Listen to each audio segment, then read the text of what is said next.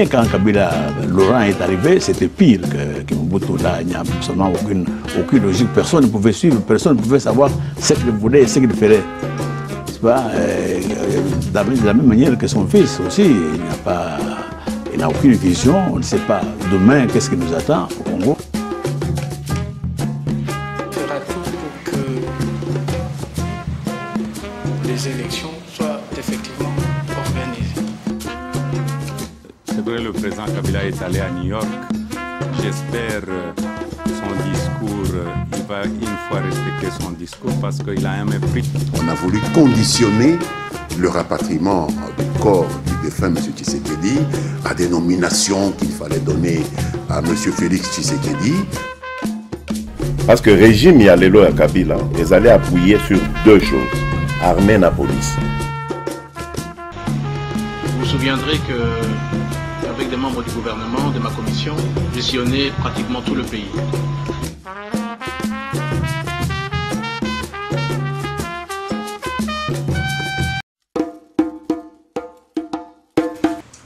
Bonsoir, chers amis téléspectateurs. Salut, comme j'avais dit, je vais commencer à vous saluer comme ça pour dire salut parce que je ne sais pas à quelle heure ou bien à quel moment de la journée vous êtes en train de suivre cette tranche ou bien cette émission qui est Expression Plus na Masolo Yamoka. Oui, chers internautes, chers amis téléspectateurs, na Masolo Yamoka lelo Tony Kobete Labino vraiment Masolo Yamoka. Alors, et l'on connaît Tony Kobete Labino Masolo Yamoka. Je vais d'abord vous dire que non, voilà, moi, votre humble serviteur Ahmed JB Carré. Je vous présente cette émission aujourd'hui à partir de la ville de Durban, ici en Afrique du Sud. Je ne suis pas seul, chers amis téléspectateurs, ici au plateau, mais avec moi, j'ai monsieur le visionnaire Steven Smart Vision. Alors, lelo oyo toye le susuko beta masolo oyetali moka. Alors, monsieur Steven Smart a beninga lelo lobinanga que non voilà. Aujourd'hui, na eko beta lisolo ya 5 vérités. 5 vérités lingi koloba tozana 5 sujets autres. Ko beta la bino masolo lelo concernant Mboka na biso Congo, RDC et Loko ya Makasi. Je me tourne directement avec lui, vers lui et puis j'ai dit bonsoir monsieur Steven Smart. Bonsoir monsieur le journaliste Mehdi.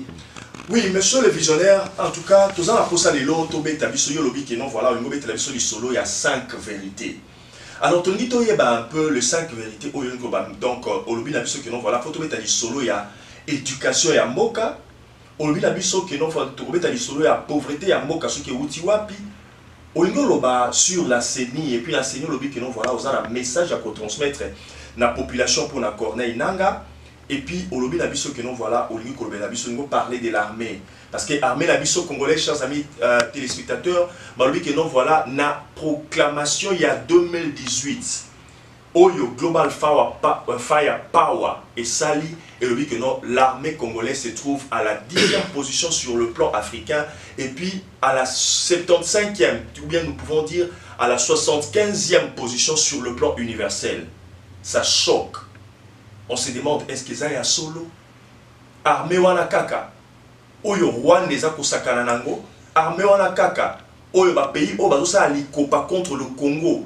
Na est wana donc on a ba pays à Grand Lac bazosa likopa contre le Congo. Baza kosakana nango ndenge wana. Alors armée yango wana babi eza na 75e position sur le plan universel. Yango Steven Smart aye kobete la biso li solo lelo. Ni li so aye kobete la biso li solo, aye kobete la biso li solo sur le bi que non voilà.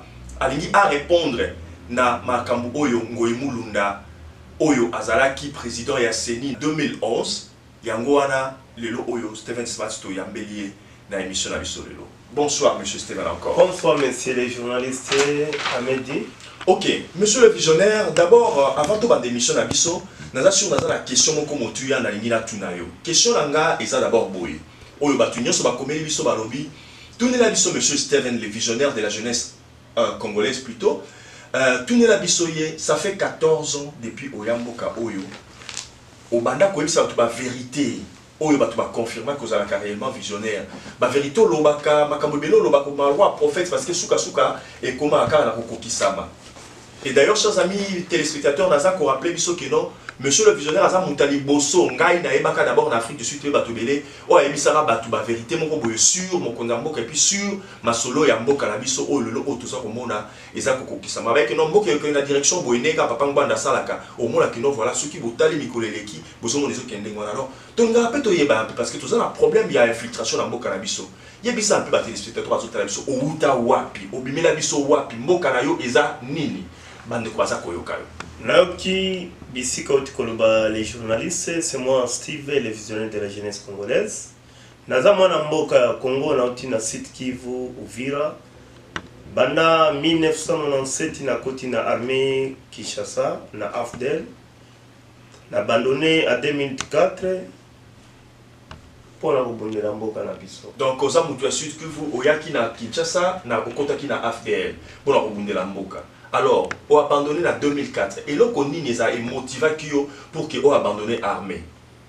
Parce que dans mon acquis, vérité, monsieur le président Joseph Kanambe, avant Zaki militaire, donc il y a ça qui va gérer et belé pour nous tia biso ba miskade na kati ya armée. Na yako mona suka il fallait na zwa position pour na ebandenge ya ko révéler population congolaise. Alors, au linga qui en position pour révéler la population congolaise. Position nini oyo linga qui kozwa. Position ngozaka o wana koma na molelo ka sukole kika liboso bilili boye. O bomanga kaka chef de l'état, o pupola ka chef de l'état, ndenge yo mokolo ba wana o pakola. O pakola chef de l'état to position nini wana penda so bandoki bakoko yo kayo. Nazo pakola était quand même la vérité parce que ceux qui bossal ba analyse mais banda Laura Désiré Kabila kota ki na pouvoir toyeba ki elengi mboka tomona ki changement et kota nyoso et salami bon vous imaginez lelo ndenge gouvernement izo mema population congolaise vous imaginez ndenge armée izo négliger population congolaise vous imaginez attaquer président de la République Joseph Kanambe ba intérêt na nyoso ezaka kana bande kona ba rwande kuna bisika mususu population congolaise ils ont souffrir. Ça veut dire aux étrangers. Ok, ça veut dire aux étrangers, à la population de souffrir. Alors, toi, on a un peu là-bas 5 vérités. Quand tu qu'on a 5 vérités là, on va dire qu'on a 5 vérités. 5 vérités, on a 4, mais le lot comme on a 5 dans un matin. Donc, comme on a un niveau.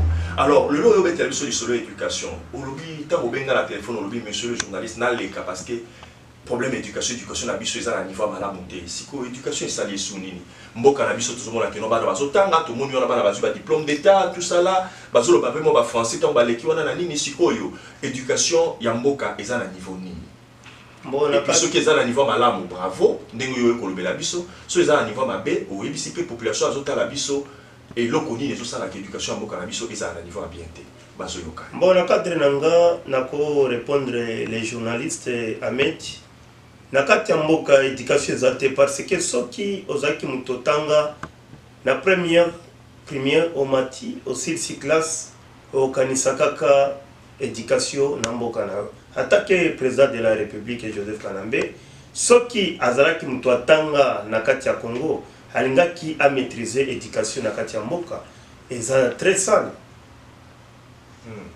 mboka eza très sale éducation eza très sale éducation eza malamu te eza malamu te ba diplôme wana bazopesa ezobima ezaka ba flash parce que ezokuta un professeur azolela souffrance un élève azokende classe azosouffrir azofanda na bisika ya akofanda te na classe ba classe eza très sale ebandelaka esika oyebi otangeli ata okomi millionnaire okanisaka éducation bisika oti mais soki otangi na école wana te jamais okanisa école wana donc yo lingi oloba nini par là lingi bakino mokonzi ya mboka atanga te te na mkusi atanga te atanga na Congo te atanga na donc sopo éducation ezala malamu fo atanga na Congo to atanga te kaka je crois atanga te malgré atanga oyo toyokaka na ba Tanzanie donc amemaka ba intérêt na bango kuna parce que soki atanga na Congo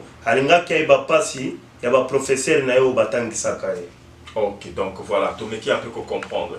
Oui, chers amis téléspectateurs, chers internautes, nous sommes au Bozo Talabiso. Bon, tu as un peu séquence où il y a M. Steven Smart, les visionnaires de la jeunesse congolaise. Il y a un souci à jeunesse, il y a Congo, botala na loba ba image na bomona botala image oyo botala un peu muto si penda examen d'état a eu diplôme d'état mais boyo ka niveau expression na ye ndé tozozonga encore tout à l'heure.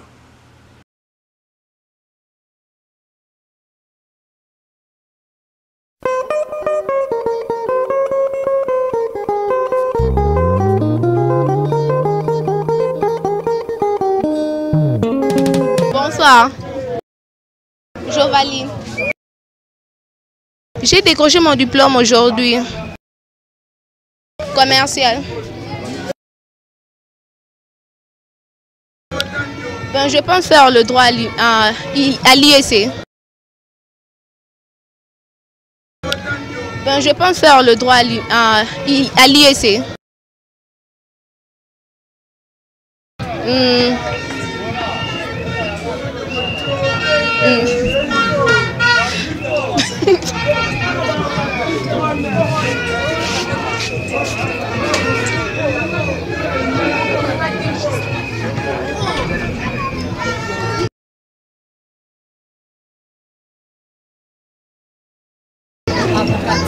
Pour devenir avocate.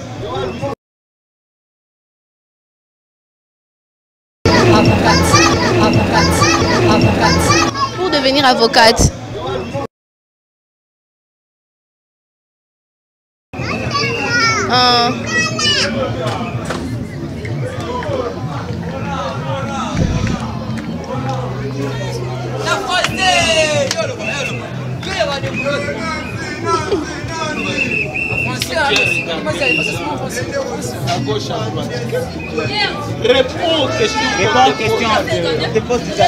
Dis-nous un peu, on t'a trouvé ici, comment on t'appelle? Roméo. Est-ce que tu as décroché avec combien de pourcents? 64%. Donc, à quelle école comme ça? MK champion. Est-ce que dis-nous un peu, qu'est-ce que tu envisages de faire après tes études?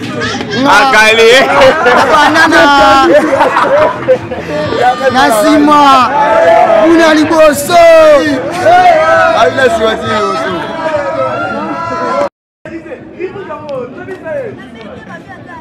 Oui. Bon, tu as réussi? Attends. C'est là, maman, on est en train de te filmer. Bonsoir. Réponds-moi aux questions. Bonsoir. Bonsoir. Comment on t'appelle? Rite, dis-nous un peu. Tu as réussi avec combien? 59. 59. En quelle école comme ça? Sédia. Pardon? Sédia. Pardon? Sédia. Tu as réussi en Sédia. Dis-nous, est-ce que tu envisages de faire quoi après tes études? Pardon? Après tes études, qu'est-ce que tu feras à l'université? Informatique. Pardon? Informatique. L'informatique, c'est pour être qui dans la vie?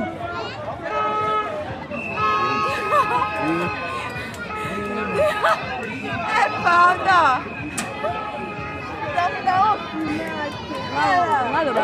Comment? On te pose la question, qu'est-ce que tu feras après tes études? Bonsoir. Bonsoir. Dis-nous un peu, comment on t'appelle? On appelle Chilele Dora. Pardon? Chilele Dora. Dis-nous, qu'est-ce qui se passe au juste? Pardon? Nous avons vu avec des poudres, qu'est-ce qui se passe? Tout est passé normal. Pardon? Normal pour aujourd'hui. Nous avons vu avec des poudres, tu es dans la joie, ouais. Tu te réjouis. En fait, qu'est-ce qui se passe au juste? Bon, aujourd'hui, c'est nous, les finalistes, on est toujours ensemble pour fêter le fête des diplômes. Je n'ai pas oublié aujourd'hui, le 8 juillet 2017.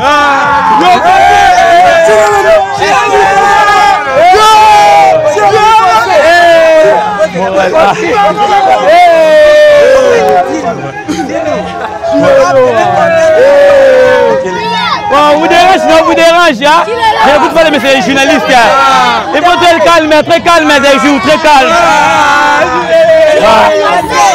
Il faut me comprendre, je suis d'abord ingénieur. Dis-nous, tu as obtenu combien? 58%. Dans quelle école? Big technologie, en électricité. Ok. Qu'est-ce que tu feras après tes études? Pardon? Qu'est-ce que tu feras après tes études? Je vais continuer à ISTA. Je vais un jour, je vais devenir ingénieur. Je vais continuer mes études à Ista Mouchet. Oui, à l'Ista Mouchet, qu'est-ce que tu feras? Bâtiment. Comment? Bâtiment. Bâtiment. Après ingénieur, un grand ingénieur ici au Congo. Alors, est-ce que nous pouvons savoir quel est le rôle d'un ingénieur? Le rôle d'un ingénieur. Il faut noter tous les sociétés, il y a beaucoup de sociétés au Congo. Il faut m'appeler pour défendre mes études. Il y a des ranges.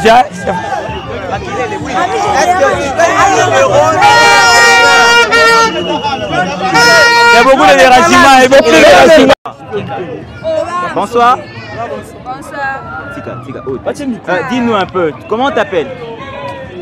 Je reprends la part de Mayamba Abigaël. Comment on t'appelle? Mayamba Abigaël. Mayamba Abigaël, est-ce que tu as fini? Oui, j'ai fini. Tu as obtenu combien? J'ai obtenu 57%. Tu as obtenu combien? 57%. En quelle option? Commercial. En commercial. Dis-nous un peu, qu'est-ce que tu envisages faire après tes études? On dit quoi? Tu as beaucoup de choses à faire. Comme quoi?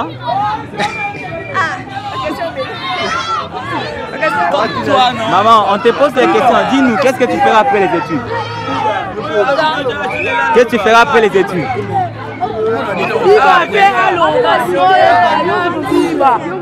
Tu n'arrives pas à parler? Pardon? L'économie financière. Tu feras l'économie financière? Oui. C'est pour être qui dans la vie?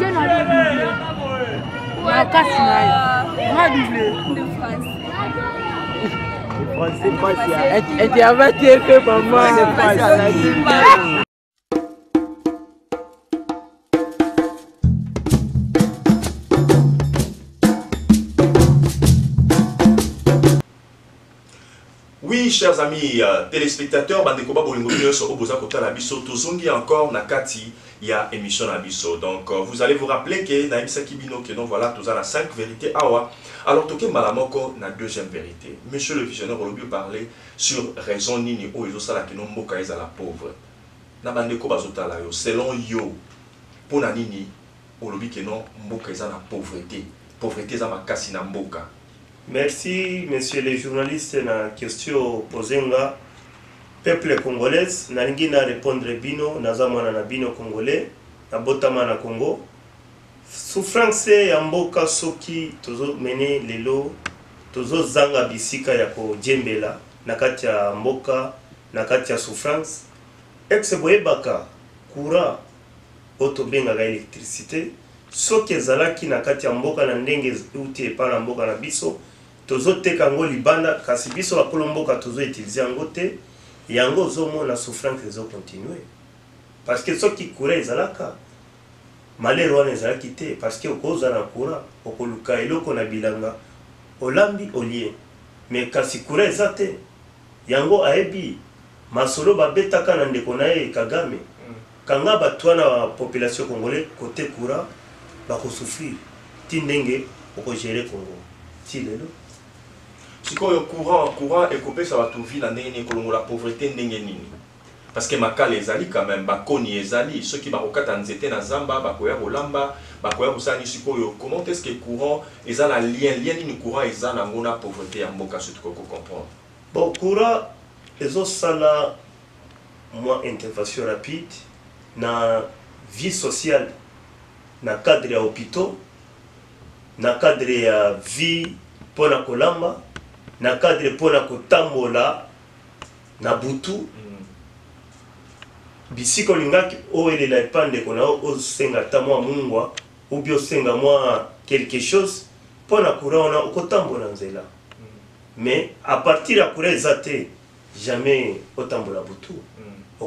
Donc ça veut dire que vie na biso batu so suka avant donc journée zo comment pousser parce que mouli les autres avant et puis moyen mutata mbola continuer ba course ezate siko na mboka oyo tomona courant zo aider biso siko ndenge nini na mboka Afrique du Sud partout bisika na tambola kaneti ba Canada Australie comme si courant eza 24 heures sur 24 heures okozala mwa liki na yo olambi ozala mwa fufu na yo olambi olie osentire mwa mayele efandi mais soki ozala nzala conscience okobundisa mwa conscience na yo kozala neti mwa liboma parce que raisonnement na yo kozala lisusu te parce que ozala nzala mais na mboka ya bapaya tozala nango ozokuta bapoliticien na biso ya mboka bazotambola bisika bazokuta bakura na bango uti na Congo nde bazoutilize na bamboka mosusu mais ere bazongaka na kati ya mboka donc bazwaka solution te parce que baza bacriminel un criminel yayebaka pasi ya mobola te akontinue kaka kosala bato kosouffrir yango gouvernement makambo ya courant epesaka activité nyonso 24/24 bisika nyonso ezotambola bacampagne ezosala bahôpitaux ezosala bisika nyonso omoni courant soki eza te bacampagne mosusu etelemi bahôpitaux etelemi makambo tu nyonso ebebisaka etiaka mboka pauvreté siko na minito soki boyebi valeur ya courant botuna kasi mutu na bino Joseph Kanambe parce que courant biso toza nango tozokabila bato ya libanda mais azongisa courant esala 24/24 na kati ya mboka Congo biso population congolaise tokolinga to bundisa lisusu te mais comme si ayebi point fort ya bacongolais eza courant yango asali baje wana ya kofrener population congolaise bazwa courant te bakontinue kozwa souffrance yango zomona ti lelo bato bakufa. En tout cas. Oui, chers amis téléspectateurs, en tout cas, nous donc les 5 vérités, en gros, donc tout le monde a que non, et ça ma vérité à solo, courant et d'arambo quand on parce qu'avec le courant, on a que non, les activités tournent 24/24. Avec le courant il crée quand même bon emploi. Parce que ce courant, ils ont malade, on est en Molinanzele, qui est par exemple, tout national 1. National numéro 1, on a courant, ils arrivent et qui est Nambo Kanyo, sur mon que non, Batumsou, Babandote, Kalabuté, que non. Attends la bouton là, voyageur par banda koleka. Au moins maman moi otata moi message na ajouter ka moi nguba na ye tout moment sangu po ebike non, ba tu ba koleka wa attends la bouton. Mais ce qui courait ezate maman na olingate atia vina na risque pour apprendre la bouton na nzela na national ate que la batata masangu to nini boy na boy donc en tout cas ils ont ma pauvreté à solo tout le monde pendant que non Steven Smart a la raison côté voilà. Alors monsieur le visionnaire to komi siko na point na biso ya misatu. Olobaki olingi kolobela armée. Armée yolingi koloba et ça les sous-nini parce que tout le monde a que non global power donc organisation oyo a classifié à Kabamboka chaque année à salaka classification à salaka proclamation pour la koloba que non mboka oyo est à niveau tel na nini armée na bango est à niveau tel et tout consort mais balobi que non armée na biso armée congolaise le FARDC oui, les FARDC est commis à 10e position sur le plan africain et puis à 75e position, bien 75e position sur le plan universel. Yosuko Lobi, armée Nabiso et Sali Nini. Bon, merci. Les journalistes Amédi na question que tu posais pour l'armée congolaise. Nako répondre aux populations congolaises et jeunesse congolaise. Et la vérité, 4 vérités, nazo pesela bino banamboka. 5 vérités, les locaux. 5 vérités, za solo. Parce que l'armée congolaise, na cadre nanga lelo, tozan armée te. Tozan armée te, armée zaki à l'époque ya Mobutu. Parce que à l'époque ya Mobutu, jamais un pays comme Rwanda et comme Fongola, mbanga pour la Congo. Avant président de la République, Aloba, un général assis à défendre. Mais quand si armée oh il y a Joseph Kanambe et ça armée azo préparé pour bundisa population congolaise azo préparé pour bundisa mboka ya Congo parce que eza sentir nae eza sentir pour la population congolaise tant que ba ceinture olingi koloba nini wana ça veut dire eza armée il y a argent de poche nae private. Donc, pardon, donc milice n'a rien de privé. Si, si. Parce que vous parlez de Kotiming. Donc, milice n'a rien de donc, armée, Bazolo, ils ont la 10e position, ils ont des armées, milice n'a rien président de la République. Si. Ils ont des parce que ça, armée, ils ont défendre les populations congolaises. Mais armée, ils ont bien équipé. Les FARDC, ils ont équipé. Bazana Bamandouki, Bazana Bamunition, Bazana Bakamunyon. Yo, l'obéi les sous. Si, ceux qui Bazana Bamandouki, wana. banda wana population congolaise bazo souffrir bazo buma bango neti banyama ya zamba. Rwanda eza pays moi muke. Rwanda ko répondre même pas 10 secondes mais armée on ezo salani. Donc ça veut dire balatisi bango ba peti ya ki généraux oya ko flasher bango mais kasi ordre ya ken ko bundisa Rwanda bazana ngote bazo zela sur ordre ya chef na bango parce que chef na bango ko linga te bundisa Rwanda na mboka na bango eza étiquette ya armée tozana. Mais si quoi ba militaire mais ba militaire bazo zo fait formation mala mombalo ba militaire ba généraux wana oza koloba wana bazo ça ba formation malamu tout ça là ba ni boina boy donc yangwana disons global power dans la moni makambo zo les kalakati armée ya Congo alobi que non voilà té ambassadeur même quoi makasi bazana 10e position sur le plan africain. C'est en 5e position sur le plan mondial les a jetés monsieur Steven. Siko ceux qui bazana armée ya makasi. Donc il fallait tous aller na paix na kati ya mboka mbala moko. OK. Mais paix ça té. Sécurité en mboka ça té. Bazo bundana nani.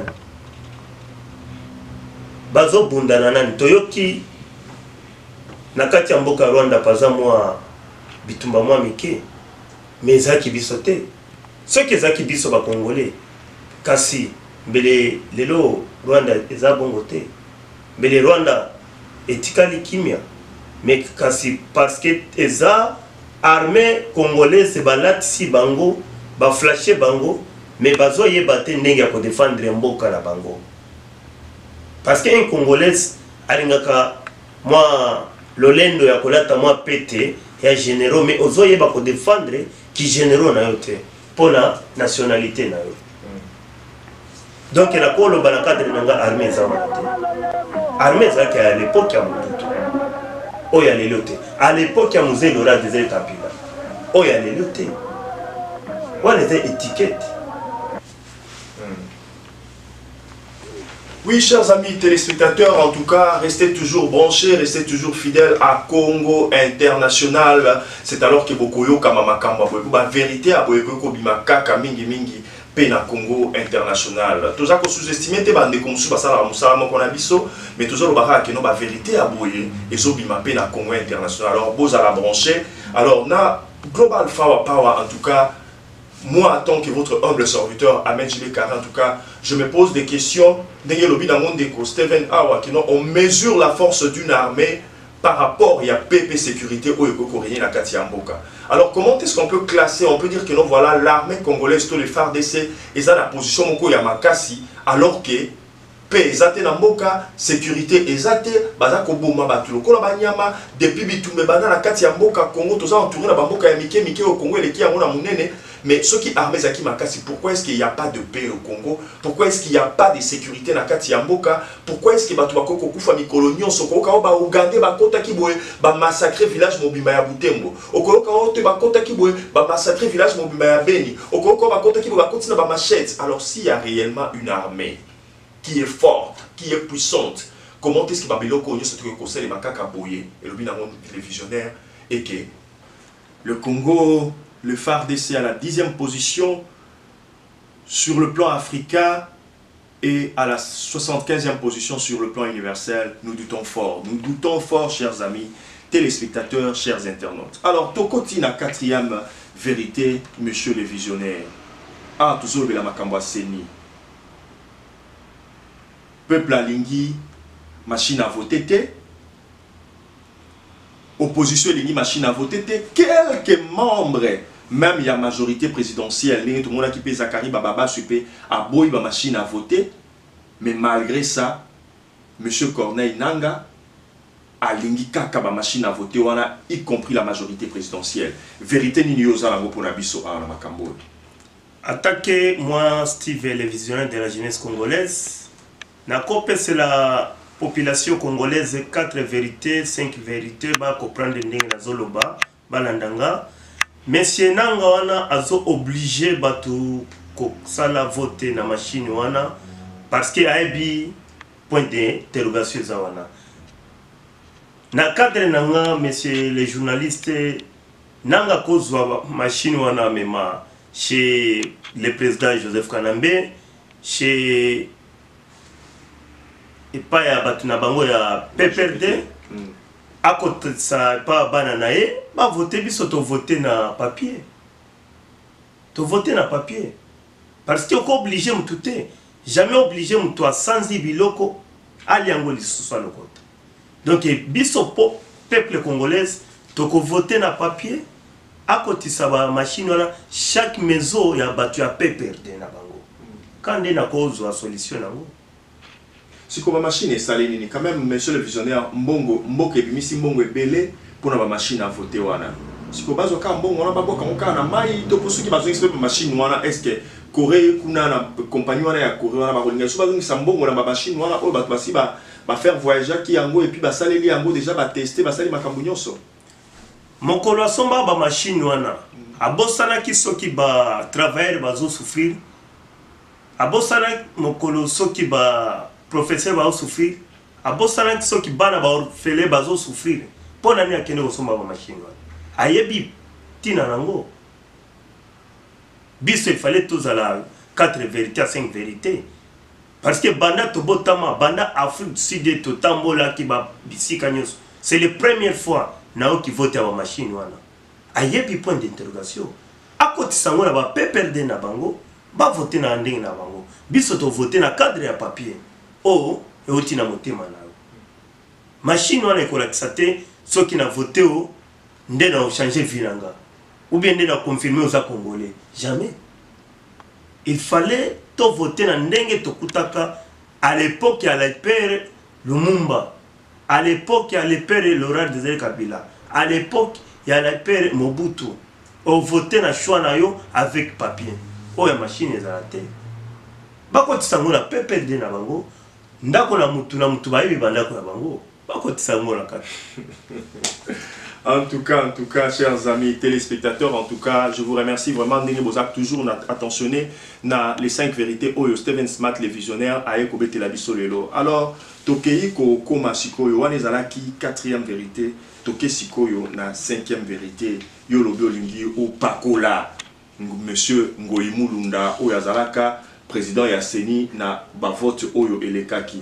Chers amis téléspectateurs, bolandana nouana ndenge monsieur Ngoyi Mulunda za koloba wana que non voilà na vote oyo elekaki ya 2011 kombo na ye na lisusu monsieur le chef de l'État Joseph Kabila a gagné ki Tshisekedi makasi bolanda puis nde tozongi lisusu.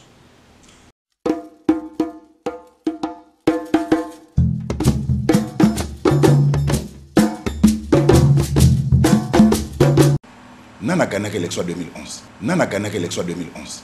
Nana gagné l'élection 2011. Taranga na miso. Yonde talaba téléspectateur na miso. Joseph Kabila a gagné. Atana Kishasa au bota ba résultat. Joseph Kabila a gagné atana kin awo. Arika Tshisekedi awo. Naza musali Nzambe. Qui ne va pas répéter fier opposition. Na ABC bino bokende kutona ba documents na Cour suprême à Kinshasa ici Joseph Kabila Kabange a gagné à Kil. Tshisekedi paix à son âme a gagné à Zouate. Bati mususu kuto kolimbi sanga bagane obengo mengo ikuluna po balobi o signa pene loko ezalaka te. Culture et impolitesse à ba congolais, je comprends ça. Et ça mauvaise éducation surtout ba kino boye misanga ya kofinga moto. Moi je suis pasteur, je suis le père spirituel, a kofinga la sala keni. Na sala ba moto na tie moto a défi memelanga essayer na sala keni essayer na yibaki yo.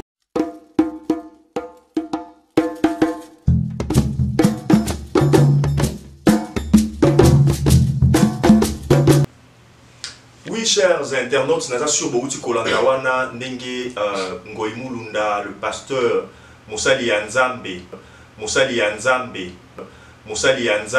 Nenge Azali Koloba, vraiment, vous sentez que Moussa vraiment essoufflé, ça n'a pas énergie, surtout, il y a Koloba Makamboyo, alors lui que non, voilà, n'a pas élection où il est kaki, donc Papa Tshisekedi, le feu Tshisekedi, à Betabaki, na chef de l'État Joseph Kabila. Alors, yo monsieur le visionnaire obaye que non le lo oye ko pakola Ngoyi Mulunda sali nini mutalobi la bino vérité et puis après si ba preuve voilà que non voilà ba bulletin de vote nyon surtout ba résultat nyon so ya ba place nyon surtout ba voter qui azanango et puis a garder ka archive ti lelo tala caméra p pakola ende ngolo ba ko pakola bonga take les visionnaires de la jeunesse congolaise na ko senga Ngoyi Mulunda na nanga wana wa seni bako ebisa biso population congolaise malumalu akinda wapi pona toyeba nano parce que biloko bazosala bazobosana bisika malumalu asi akomi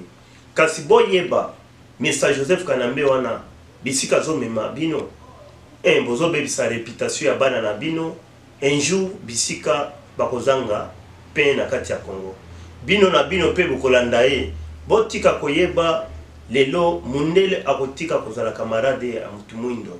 Ça veut dire un politicien, un gouverneur, il fallait aux camarades de la population congolaise parce qu'il y a la sécurité ya vie nao. Mais lelo tozo kuta gouvernement iso ça la population congolaise ko souffrir ko bumisa bango bazo sala ba internet na bango ya libanda neti bakozala ba mindele oza mutu mwindo za congolais jamais au changer.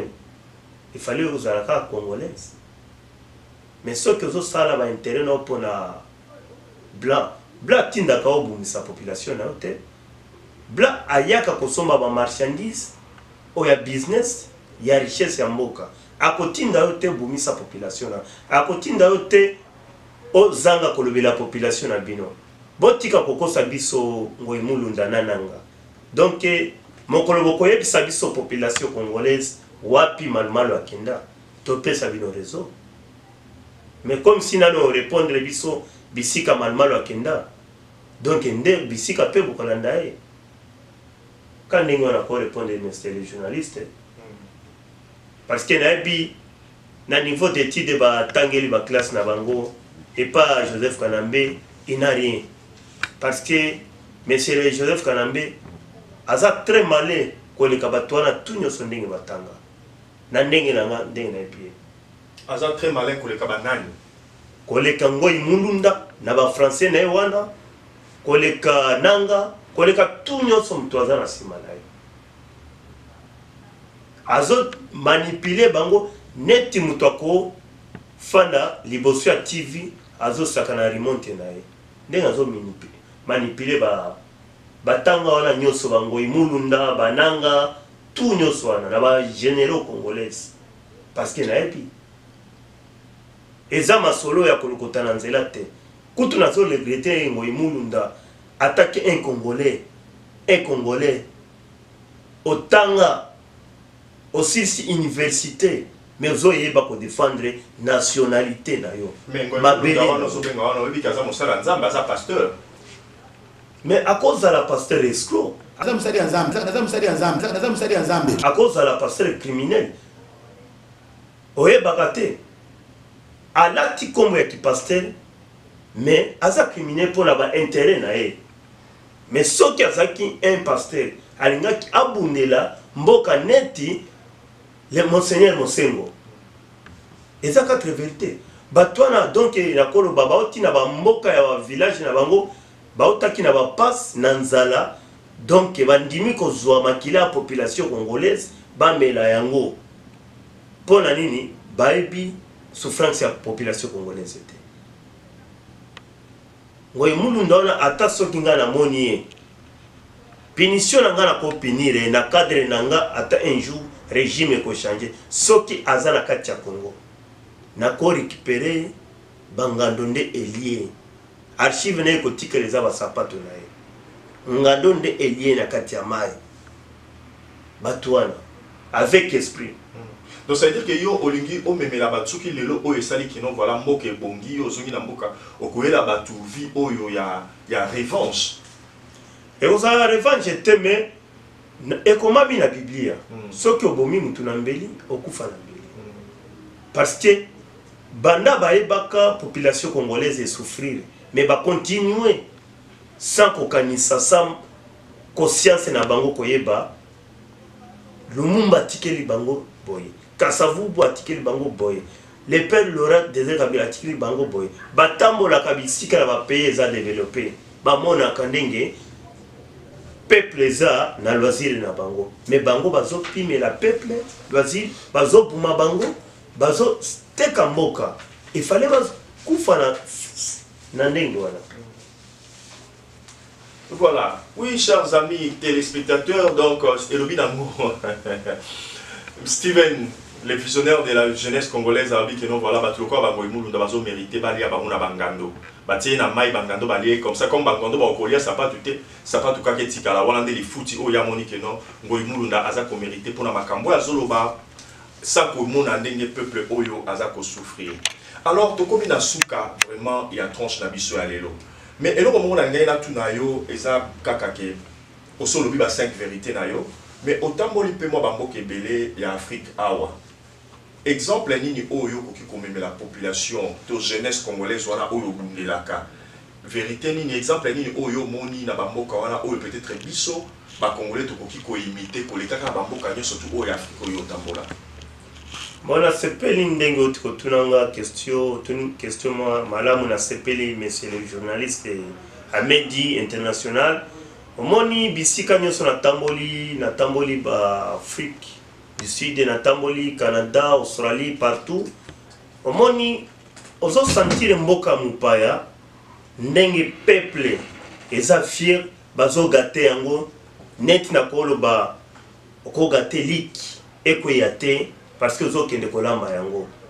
Donc na cadre ya population congolaise biso to tamboli libanda aussi toyebi valeur ya politique, ça veut dire politique jamais on néglige mutu ozala mobola te attaquer ceux qui osa un chef de l'état osa un commissaire de zone osa gouverneur yamba batu landa nini balingi basala na kati nini batangeli libanda balingi baya na mayele wana tosangana nango na kati ya mboka nde eloko na koloba vision nanga na mission nanga parce que souffrance tomoni yango à partir ya batu oyo bakola na mitema mabe babotama na mitema mabe soki tozaki na époque le père Laurent Désiré Kabila na zongi na sima ou bien Lumumba ou bien Kasavubu jamais tozala boye parce que bazaki na souci à peuple mais kasi eza bambuma balonaki nde biso tozobima toza na souci ya peuple comme si toi monsieur journaliste Ahmed ozaka intéressé pourquoi mutu azo souffrir ou edaka na nzela donc ça veut dire eza mbuma ya ba leader na biso bazaki na bolamu ya population congolaise. Voilà, chers amis téléspectateurs, chers internautes, comment nous mettons un terme à notre tranche d'aujourd'hui au Yedalaki, les 5 vérités avec Steven Smart, les visionnaires de la jeunesse congolaise. Voilà, Tokomi Nasuka, vraiment, il y a tranche d'Abisso. Un mot de la fin, monsieur Steven, na Batunyo so o batala kibiso, et puis na jeunesse congolaise, o yobunde la kamikolo, na subi lo bana o yasuka, pour la tranche à les années. Bon, la cause c'est la jeunesse congolaise.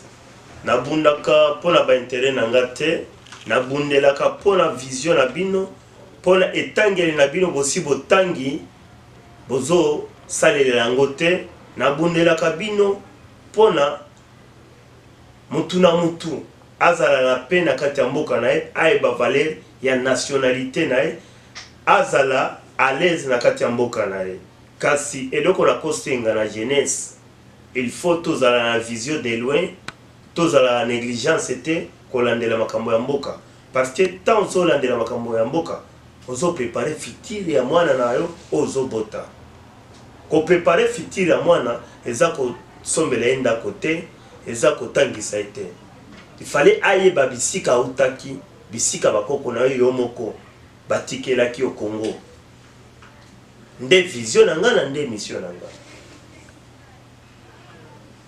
Parce que soki batutinga na mutuka pona nazolanda mwana mwasi na kufeli kinosa batutinga nazokende bisika moko upie na beli na kufi inosa mais soki nazobunde la population nationalité nanga nazokufa quand même na travailler pour la population ne récite nanga wana.